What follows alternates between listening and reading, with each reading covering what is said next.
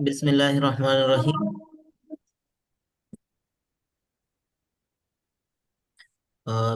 Previously हम start कर चुके थे और हमने बुयुल अमाना जो अ, मुराबाहा के बारे में कहा गया था उसको समझने की इस डायग्राम के जरिए कोशिश की थी।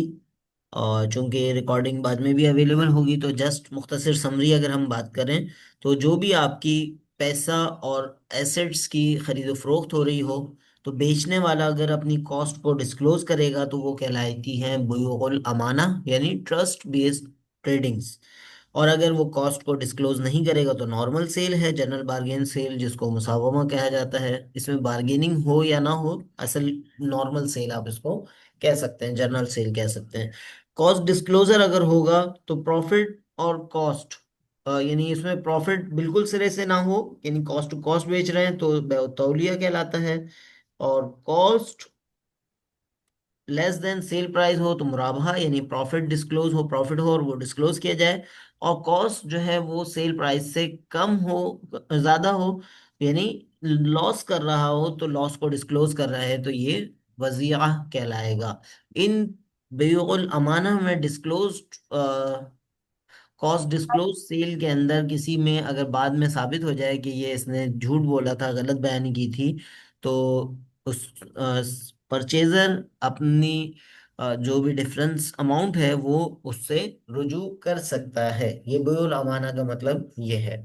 तो उसके बाद अगर हम अब स्पेसिफिकली मुराबाहा के हवाले से थोड़ा सा बात करते हैं, इसको समझने की कोशिश करते हैं। डेफिनेशन ऑफ मुराबाहा जो है वो हम कह सकते हैं कि मुराबाहा क्या है। मुराबाहा की डेफिनेशन, मुराबाहा is a particular kind of sale where the transaction is done on a cost plus profit basis. एक ऐसी सेल टाइप जिसमें कॉस्ट और प्रॉफिट को डिस्क्लोज करने की कोशिश की जाए, बताया जाए basis. The seller discloses the cost to the buyer and add a certain profit to it to arrive at the final selling price. सही। तो मिसाल के तौर पर हमने कहा कि आपने गाड़ी बेचते वक्त कहा कि 10 लाख की मैंने खरीदी है, 2 लाख में प्रॉफिट रख रहा हूं, तो ये चीज जो है ये मुराबाहा कहलाएगी। The distinguishing feature of मुराबा फ्रॉम ऑर्डिनरी सेल यानी मुसावमा से किस चीज, क्या चीजें इसको डिफरेंशिएट कर रही हैं। Number one, the seller discloses the cost to the buyer. Cost disclosure is the main difference and known profit is added. यानी इसमें जब आपने कॉस्ट अपनी डिस्क्लोज कर दी तो प्रॉफिट का तयन करना, प्रॉफिट को डिटरमाइन करना, प्रॉफिट को जानना और पहचानना ये बहुत आसान हो जाएगा। कि 10 लाख की खरीद के आप 12 लाख की बेच रहे हैं तो आपका प्रॉफिट 2 लाख रुपए है। तो ये चीज जो है मेन डिफरेंस पॉइंट है। अब इसमें मेनली मुराबाहा की जो डेफिनेशन है वो तो कंप्लीट हो गई, लेकिन चूंकि इस्लामिक बैंक्स में मुराबाहा जो है वो ज्यादातर माल के मानों में इस्तेमाल होती है।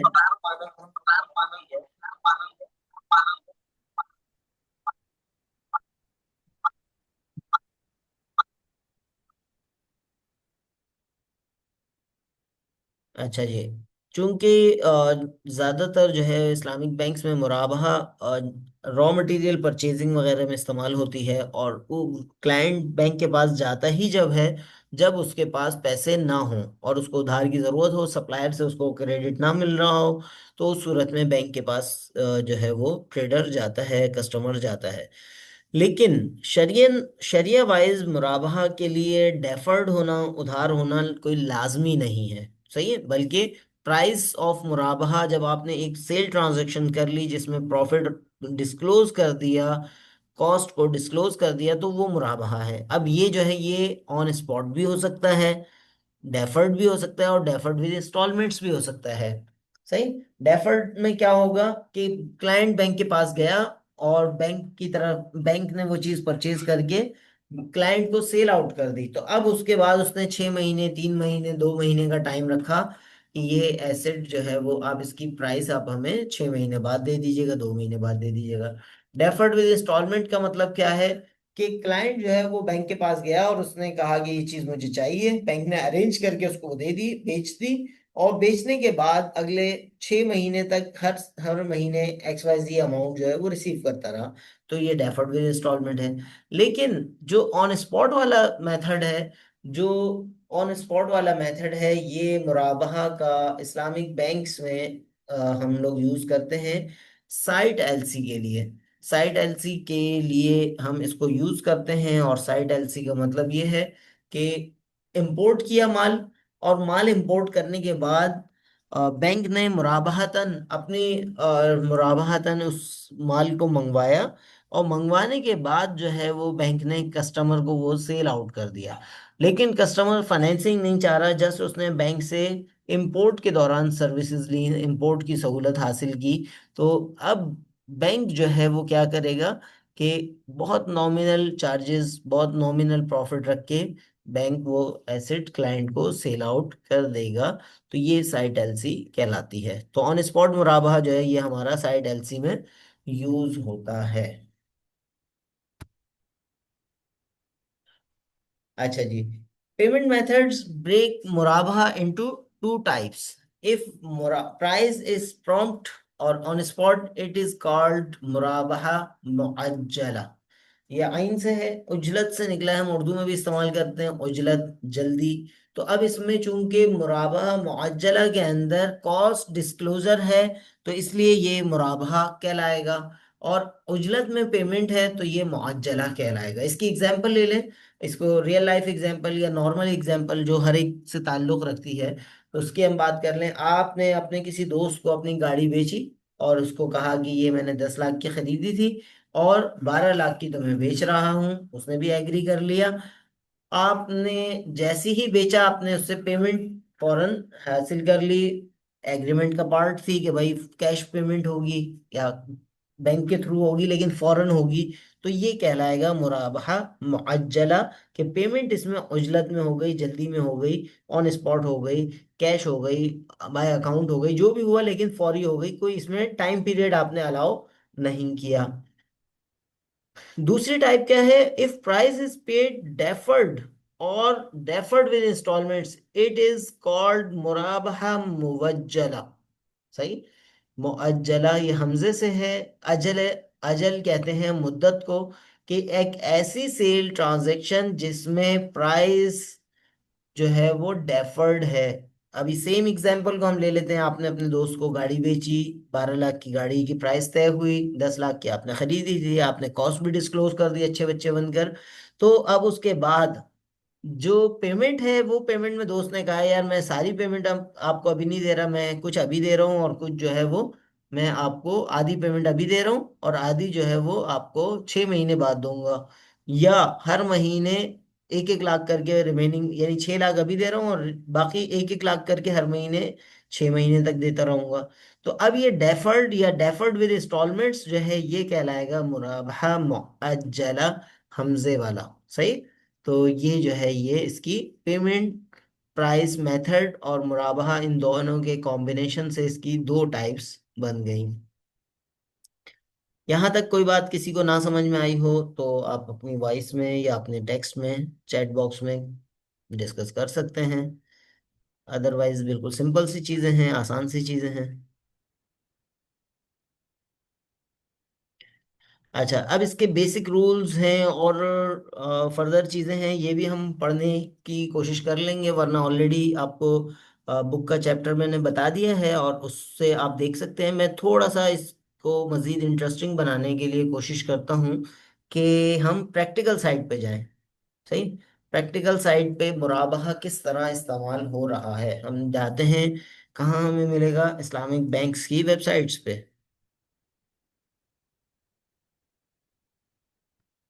सही। इसके रूल्स और ये सारी चीजें तो ऑलरेडी आप माशाल्लाह पढ़ लेंगे। ऑलरेडी बुक प्रोवाइड कर दी है, शरिया स्टैंडर्ड्स प्रोवाइड कर दी हैं, और रीडिंग ऑलरेडी आपकी जो कोर्स आउटलाइन है उसमें एज ए रीडिंग मेंशन है। तो हम जो है वो जाते हैं और लिखते हैं मुराबाहा। सही। यहाँ हमने लिखा मुराबाहा, तो हमारे पास अगेन डेफिनेशंस आ गई। अब इसमें कोई प्रैक्टिकली इस्लामिक बैंक का लिंक अगर आता है तो हम वहां देखते हैं, वरना फिर दूसरे तरीके से पहुंचते हैं। तो ये हमारे पास आ गया बैंक इस्लामी की वेबसाइट। अब तक जो ऊपर लिंक थे वो सारे नॉन बैंकिंग लिंक थे। स्पेसिफिकली बैंक का पहला लिंक आया बैंक इस्लामी का, हाउ मुराबाहा करके, लेकिन ये भी थियोरेटिकली हमें समझा रहे होंगे, तो हम प्रैक्टिकली फिर दूसरे तरीके से पहुंचेंगे। इसी तरह ये हमारे पास आ गया अमीना एडवाइजर्स और दीगर। अच्छा, ये तो एक, तो हम इसको एक नज़र देख लेते हैं बैंक इस्लामी वालों ने क्या कहा है मुराबाहा के बारे में।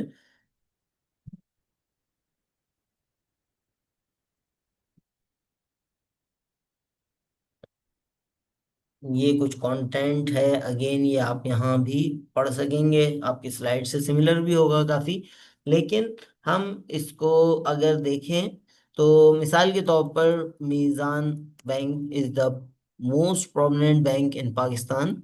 हम मीज़ान बैंक की वेबसाइट पे गए सिंपल, और जाने के बाद हमने देखा कि वहाँ पर जो है वो हमारे पास ये मुराबाहा कहाँ पर आ रहा है। अच्छा, अब ये पर्सनल फाइनेंस की प्रोडक्ट नहीं है, यानी पर्सनल फाइनेंस से मुराद ये होता है नॉर्मली जो इंडिविजुअल्स को बैंक सहूलियात दे रहा है, जैसे कंज्यूमर फाइनेंस है, टर्म डिपॉजिट है। ये इस साइड की प्रोडक्ट नहीं है, यहाँ पर आपको कहीं भी मुराबाहा नजर नहीं आएगा। ये प्रोडक्ट है कहाँ की, बिजनेस की। और बिजनेस की आप यहाँ अगर मीज़ान बैंक की वेबसाइट पे देखें तो हमें मल्टीपल चीज़ें नजर आएंगी। और उसमें जो है वो बिजनेस के अंदर, कॉरपोरेट के अंदर भी हमें मुराबाहा नजर आ सकता है। अ, और एसएमई के अंदर भी, कमर्शियल बैंकिंग इनका बेसिकली एक अलग ही यूनिक फीचर है, जिसमें वो कॉरपोरेट और एसएमईज दोनों टीम्स को डील कर रहे होते हैं। तो अब ये कॉरपोरेट बैंकिंग के अंदर हम गए, तो हम यहाँ पर अगर देखें इसमें कॉरपोरेट बैंकिंग के अंदर इन्होंने सॉल्यूशंस दिए हैं, और यहाँ पर आपको वर्किंग कैपिटल फाइनेंस के अंदर मुराबाहा सरे फहरिस्त नजर आ रहा है। यहाँ पर आपने क्लिक किया तो उसकी अब डेफिनेशन जो बैंक दे रहा है हम वो पढ़ लेते हैं। Meezan bank offers a convenient and easy to use solution for financing raw material and inventory requirements of customers through Islamic mode of finance, murabaha. Murabaha is a sale transaction where the seller discloses the cost and profit to the buyer at the time of execution of sale. Murabaha is a short-term Islamic facility for meeting asset based working capital requirements of customer. अब ये जो short term इन्होंने कहा, ये कोई शरिया की requirement नहीं है कि ये सिर्फ शॉर्ट टर्म अलाउ किया जा सकता है, सिर्फ शॉर्ट टर्म में दिया जा सकता है, लॉन्ग टर्म में नहीं दिया जा सकता, बल्कि ये इनकी पॉलिसी है, बैंक की पॉलिसी है, क्योंकि इसमें इतना इजी फ्लेक्सिबिलिटी नहीं होती लॉन्ग टर्म के लिए। तो ये नॉर्मली जो है शॉर्ट टर्म के लिए इस प्रोडक्ट को, इस मोड ऑफ फाइनेंस को यूज करते हैं। लेकिन शरिया जो है, शरिया वाइज जो है कोई इसमें कबाहत नहीं है कि अगर आप लॉन्ग टर्म मुराबाहा करें।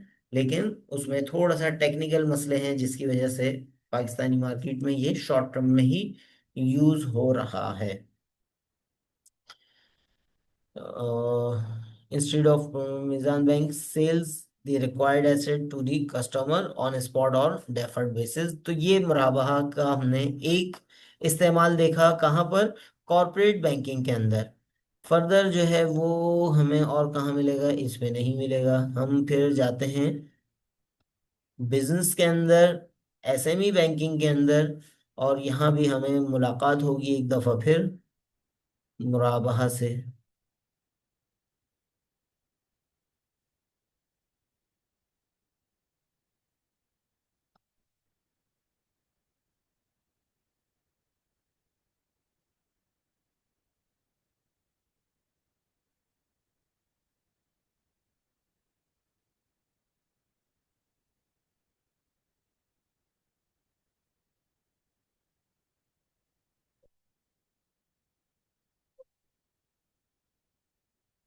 हैंग हो गया।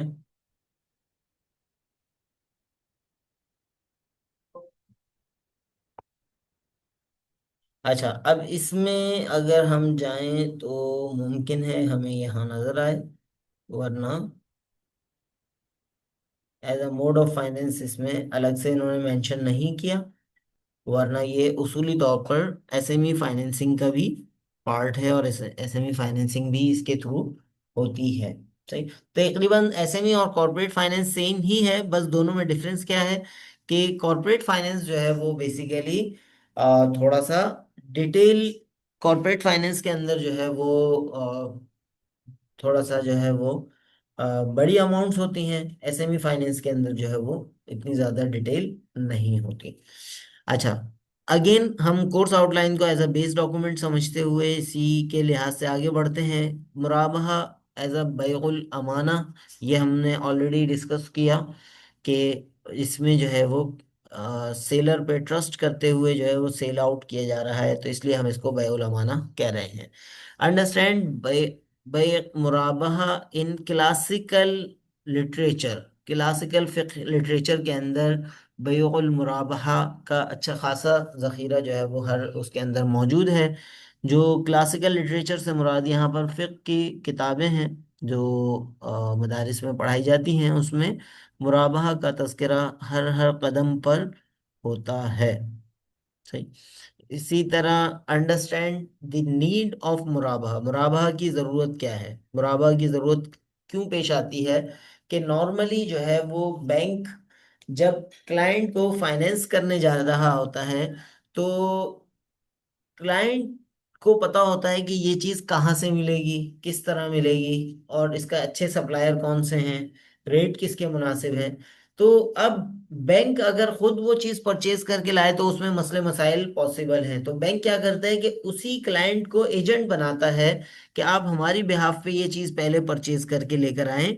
जब आप परचेज करके लेकर आ जाएंगे तो हम उसके बाद वो चीज़ आपको सेल आउट कर देंगे, हम आपको बेच देंगे, वो चीज़ आपकी आपको फरोख्त कर दी जाएगी।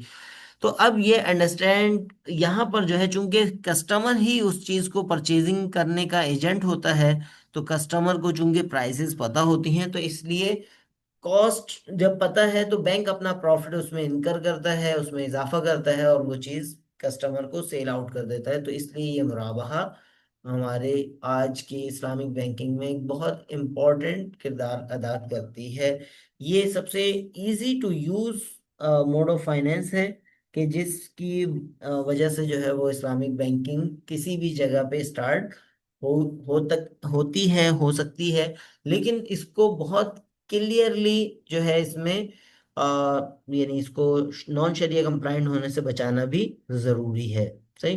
तो इसके कुछ उसूल और ज़ाब्ते जो है वो हम अगर साथ साथ देखते जाएं, ताकि कोई चीज़ हमारी इम्पोर्टेंट ऐसी चीज़ मिस ना हो जाए। वैसे तो जब आप लोग रीडिंग करेंगे तो उस चैप्टर के अंदर ही बहुत सारी ये चीज़ें आ जाएंगी। तो basic principles, basic rules of मुराबाहा जो है वो, मुराबाहा is a particular kind of sale, therefore all the rule and regulations of valid sale are applicable in मुराबहा एज वेल। फॉर एग्जांपल, हमने जो इस्लामिक सेल कॉन्ट्रैक्ट के उसूल पढ़े हैं वो सारे के सारे यहाँ पर एप्लीकेबल होंगे। उनमें से एक हमने पढ़ा था एग्जिस्टेंस ऑफ गुड्स, किसी चीज़ को आप उस वक्त तक नहीं बेच सकते जब तक वो एग्जिस्ट ना करती हो, ला तबीअ अलैहि समाइंदक का उसूल हमने पढ़ा था। तो वो एग्जिस्टेंस ऑफ गुड्स की शक्ल में हमारे सामने मौजूद है। फिर इसी तरह specification and identification of goods, जिस चीज़ को बेचा जा रहा है, खरीदा जा रहा है, उस चीज की आइडेंटिफिकेशन होनी चाहिए, उस चीज के बारे में पता होना चाहिए कि ये क्या इसकी स्पेसिफिकेशंस हैं, उस यानी उसमें कोई इबाहम ना हो, कोई गरर ना हो। गरर भी हम पढ़ चुके हैं, अनक्लियरिटी ना हो जो बाद में डिस्प्यूट्स का बाइस बने। इसी तरह बेचने वाले की ऑनरशिप होनी चाहिए। सही। जो चीज आपकी ऑनरशिप में नहीं है, आप अगर उसको बेच देंगे तो जाहिर सी बात है वो चीज, उसकी सेल पूरी नहीं हो सकती जब तक आपकी ऑनरशिप में ना हो। या ऑनर ने अगर आपको इजाजत दी है बेचने की, तो आप बेसिकली उसके वकील या एजेंट बन के उसको सेल आउट कर सकते हैं। फिर इसी तरह पोजीशन ऑफ गुड्स। सही। कि गुड्स की पोजीशन जो है वो आपके पास हो, और ऑलरेडी हमने पढ़ा है कि पोजीशन दो तरह की होती है। एक कहलाती है कंस्ट्रक्टिव पोजीशन और दूसरी कहलाती है फिजिकल पोजीशन। तो फिजिकल पोजीशन हो या कंस्ट्रक्टिव हो, कोई ना कोई पोजीशन आपकी होनी चाहिए। और इसी तरह फाइनलाइजेशन ऑफ सेल जो है वो कंक्लूजन हो जानी चाहिए। रिस्क ऑफ गुड्स जो है, रिस्क एंड रिवॉर्ड दोनों जो है वो आपके ऑनरशिप का पार्ट है। तो जब सेल ट्रांजैक्शन हो जाएगी तो आपका रिस्क ऑफ गुड्स जो है वो ट्रांसफर हो जाएगा। अच्छा, अब ये मुराबाहा based differentiation between Islamic and conventional banking, ये एक रिसर्च पेपर है जो पब्लिश हुआ है Turkish journal of Islamic economics के अंदर। ये मेरा पीएचडी का पहला पेपर है जो पब्लिश हुआ था। इसमें बेसिकली अगर आप ऑब्जर्व करें, इस्लामिक और कन्वेंशनल बैंकिंग के डिफरेंस को मुराबाहा के जरिए समझने की कोशिश की गई है। एक सिनेरियो जो इस ट्रांजैक्शन इस डायग्राम में आपके सामने है कि नॉर्मली सप्लायर कंपनी और आगे कस्टमर ऑफ द कंपनी, सही है। कंपनी यानी जो आपसे यानी एज अ इस्लामिक बैंकिंग से फाइनेंसिंग लेने आई है वो कंपनी, वो सप्लायर, उसका सप्लायर भी होगा और उसका कस्टमर भी होगा। अब कन्वेंशनल बैंक को नो एनी यानी उसको कोई इंटरेस्ट नहीं है, कोई दिलचस्पी नहीं है कि आप किससे माल खरीद रहे हैं, किसको माल बेच रहे हैं। उसको बस दिलचस्पी क्या है कि कंपनी ने आपको लोन दिया, पहली लाइन ड्रॉ हो रही है, और उसके बाद लोन की रीपेमेंट यानी प्रिंसिपल प्लस इंटरेस्ट जो है वो कन्वेंशनल बैंक को वापस किया। तो ये, अब इसमें अगर आप ऑब्जर्व करें ऑनरशिप सप्लाई चेन फ्लो, किसी भी मरहले पे bank, conventional bank owner of the asset नहीं बन रहा, सही। किसी भी मरहले पे ऑनर ऑफ द एसेट नहीं बन रहा। तो जब ऑनर ऑफ द एसेट नहीं बन रहा तो बाकी फ्लोज जो है उसका ताल्लुक ही नहीं बनेगा। तो ये पब्लिकली अवेलेबल डायग्राम है, आप ये पेपर डाउनलोड करना चाहें, लिंक यहाँ पर मौजूद है, इसका पूरा रेफरेंस देना चाहें तो ये मौजूद है। एथिकली जब आप किसी चीज़ को यूज़ करें उसका प्रॉपर रेफरेंस देना बेहतर होता है, ज़रूरी होता है। तो ये जो है ये कर लें कहीं और। अब ये दूसरी डायग्राम उसी डायग्राम को एक्सटेंड करते हुए कि जहां पर सिर्फ कन्वेंशनल बैंक का तज़किरा था, अब यही ट्रांजैक्शन कस्टमर को नीड है, ज़रूरत है पैसों की, तो अब वही कस्टमर इस्लामिक बैंक के पास अगर जाएगा तो इस्लामिक बैंक उससे पूछेगा कि आपने करना क्या है उस पैसे का। फर्ज करें कस्टमर ने कहा कि मुझे अपने सप्लायर से माल परचेज करना है, तो बैंक क्या करेगा, इस्लामिक बैंक क्या करेगा, उसको परचेजिंग एजेंट नॉमिनेट करेगा। ये जो आपके सामने यहाँ पर आ रहा है। अब या तो बैंक खुद सप्लायर से परचेज करेगा और उसके बाद इसको सेल करेगा, या इसी कस्टमर को अपना परचेजिंग एजेंट नॉमिनेट कर देगा कि आप हमारी बिहाफ पे ये चीज खरीद कर लेकर आए। अब ये ऑनरशिप सप्लाई चेन फ्लो या ऑनरशिप फ्लो जो है आम ट्रांजैक्शंस के अंदर सप्लायर से डायरेक्ट कंपनी के थ्रू हो रहा था, या कन्वेंशनल बैंकिंग ट्रांजैक्शन के अंदर भी डायरेक्ट जो है वो ऑनरशिप फ्लो जो है वो डायरेक्ट हो रहा था।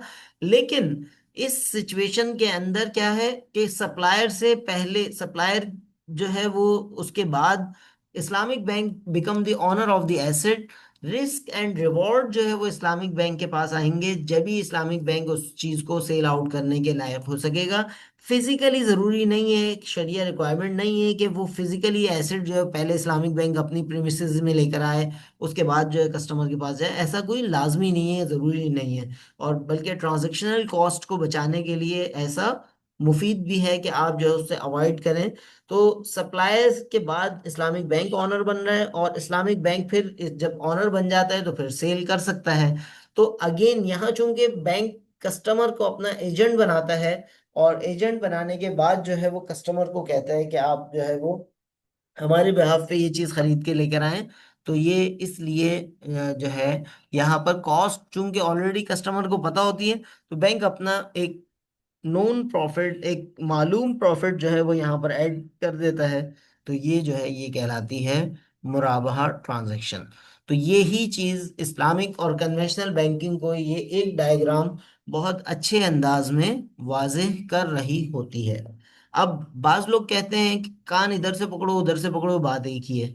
ये बात एक नहीं है। इस बात को यूं समझें कि कन्वेंशनल बैंक ने 1 अरब रुपए या 1 करोड़ रुपए दिए थे, और वो किसी भी पॉइंट ऑफ टाइम पे वो माल खराब हो गया, कुछ मसला हो गया, तो कन्वेंशनल बैंक कहेगा कि तुम जानो और तुम्हारा माल जाने, मुझे मेरे पैसे और सूद वापस दो, इंटरेस्ट वापस दो। जबकि इस्लामिक बैंक की ओनरशिप वाले टाइम पे भले वो 1 मिनट का टाइम क्यों ना हो, खुदा ना खास्ता उस टाइम पीरियड में अगर वो एजेंट की गलती के बगैर नुकसान हो गया तो उस सूरत में बैंक उसका रिस्पॉन्सिबल होगा। तो ये डिफरेंस है, और ये डिफरेंस बहुत ज्यादा क्रूशल है जब ये खुदा न खास्ता ये अकर हो जाए तो। सही। तो ये डिफरेंस जो है वो समझने की जरूरत है, डायग्राम भी जो है वो समझने की जरूरत है।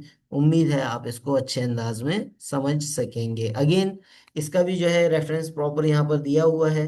तो ये डायग्राम जो है वो इस पेपर का नाम भी, ये सारा पब्लिकली अवेलेबल है, आप डायरेक्ट पूरा पेपर निकाल के भी पढ़ सकते हैं और इसको मजीद बेहतर अंदाज में समझ सकते हैं। अच्छा जी, अब हाउ मुराबाहा transaction is executed in Islamic banks. Islamic banks में किस तरह मुराबाहा ट्रांजैक्शन होती है? तो स्टेप बाय स्टेप सबसे पहला मरहला क्या है? Client and bank in agreement an sign an agreement to enter into मुराबाहा। MMFA कहलाता है, इसका पूरा नाम जो है MMFA है, जिसको एब्रिविएशन किया गया है यहाँ पर। तो फुल फॉर्म हम कह सकते हैं मेन मुराबाहा फैसिलिटी एग्रीमेंट या मास्टर मुराबाहा फैसिलिटी एग्रीमेंट, जिसमें तमाम टर्म्स एंड कंडीशंस मेंशन होती हैं, मेंशन की जाती हैं कि किन उसूलों और ज़ाब्तों के तहत बैंक और क्लाइंट काम करेंगे। ये एक्चुअल अभी ट्रांजैक्शन नहीं हो रही, बल्कि ये लीगल एक एग्रीमेंट हो रहा है कि जब जब हम मुराबाहा करेंगे हम किन उसूलों को सामने रखेंगे। तो ये अगर हम देखें तो ये टू वे डायरेक्शन है, इसमें आप देखें कि एरो क्लाइंट की तरफ भी है, एरो बैंक की तरफ भी है, यानी दोनों की रिस्पॉन्सिबिलिटी है। दोनों इस बात पर मुआहदा कर रहे हैं। हम इस्लामिक लॉ ऑफ कॉन्ट्रैक्ट के अंदर मुआहदा, कॉन्ट्रैक्ट और वादे के दरमियान डिफरेंस करके आए हैं। तो ये बेसिकली ये टू वे बायलिटरल प्रॉमिस है, दोनों तरफ से जो है वो एग्रीमेंट हो रहा है कि हम जब जब मुराबाहा करेंगे इन उसूलों और ज़ाब्तों को सामने रखेंगे। उसके बाद दूसरे नंबर पे client is appointed as agent to purchase goods on bank's behalf. Client जो है वो बैंक की बिहाफ पर खरीदारी का एजेंट नॉमिनेट किया जाता है। ये भी एक्चुअल अभी ट्रांजैक्शन नहीं है, बल्कि एजेंसी एग्रीमेंट है कि जब जब बैंक की बिहाफ पे क्लाइंट कोई चीज खरीदने जाएगा तो उस वक्त कौन से उसूल ख्याल रखे जाएंगे। तो मुराबाहा एग्रीमेंट अलग है, एजेंसी एग्रीमेंट अलग है, ये दो अलग लेकिन एक दूसरे से इंटरलिंक्ड, एक दूसरे से मुंसलिक एग्रीमेंट्स हैं। तीसरे नंबर पे bank gives money to agent supplier for purchase of goods. अब एक्चुअल ट्रांजैक्शन का टाइम आया, क्लाइंट ने बैंक को बता दिया मुझे XYZ अमाउंट की पैसों की जरूरत है XYZ चीज परचेज करने के लिए। अब बैंक के पास क्लाइंट आमतौर पर आता ही जब है जब उसको सप्लायर से उधार नहीं मिल रहा होता या सफिशिएंट उधार नहीं मिल रहा होता। तो अब ये जो है क्लाइंट आपके पास आया और उसने डिसबर्समेंट ऑफ दी फंड्स की रिक्वेस्ट की, तो बैंक क्या करता है? अब दो तरीके हैं। एक तरीका ये है जो प्रीफरेबल है, जिसको स्टेट बैंक भी प्रीफर करता है, कि बैंक जो है वो डायरेक्ट सप्लायर के अकाउंट में पैसे डाले, डायरेक्ट सप्लायर को पेमेंट करे, क्लाइंट के थ्रू जो है वो सप्लायर को पेमेंट करे। सही। इसका मतलब क्या है कि जिस अकाउंट में बैंक डिसबर्स कर रहा है, मिसाल के तौर पर बैंक इस्लामी के XYZ क्लाइंट ने रिक्वेस्ट की, बैंक ने उसके अकाउंट में पैसे डाले, लेकिन पाबंद किया कि आप हमारे अकाउंट से ही डायरेक्ट सप्लायर के अकाउंट में पेमेंट करेंगे।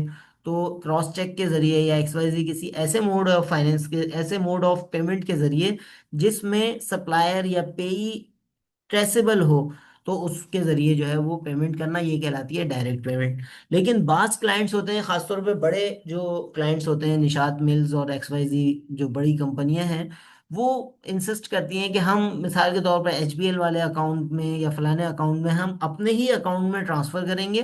फर्ज करें 2 बिलियन की अमाउंट बैंक ने डिसबर्स की है, डिसबर्स से मुराद जो है वो बैंक ने पैसे दिए हैं इनको, और क्लाइंट अपने दूसरे अकाउंट में ले जाके वहां से फिर सप्लायर को पेमेंट करता है, तो फिर एडिशनल एविडेंस प्रोवाइड करना क्लाइंट की रिस्पॉन्सिबिलिटी होती है। स्टेट बैंक भी इसको एम्फेसाइज करता है।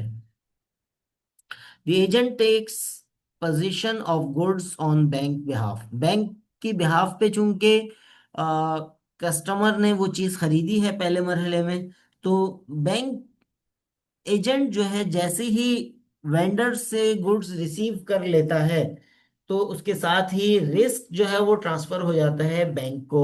क्यों? इसलिए कि हमें पता है कि एजेंट का रिस्क जो है वो प्रिंसिपल का रिस्क होता है।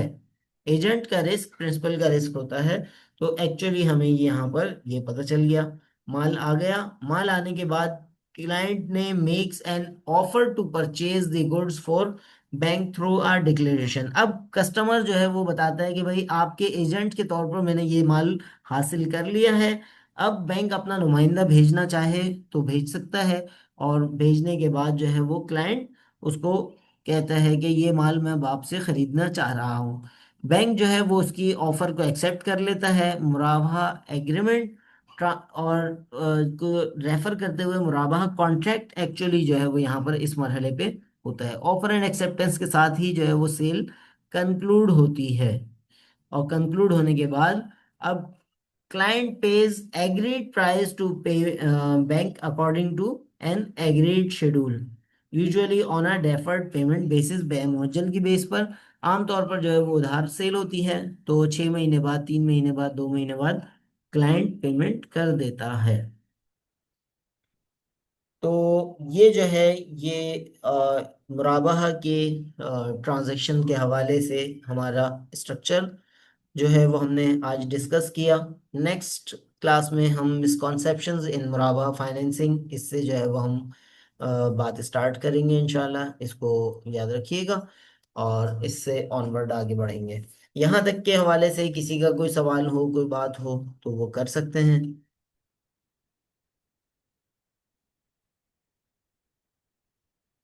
चलें, अगर कोई सवाल नहीं है तो रिकॉर्डिंग हम ऑफ करते हैं।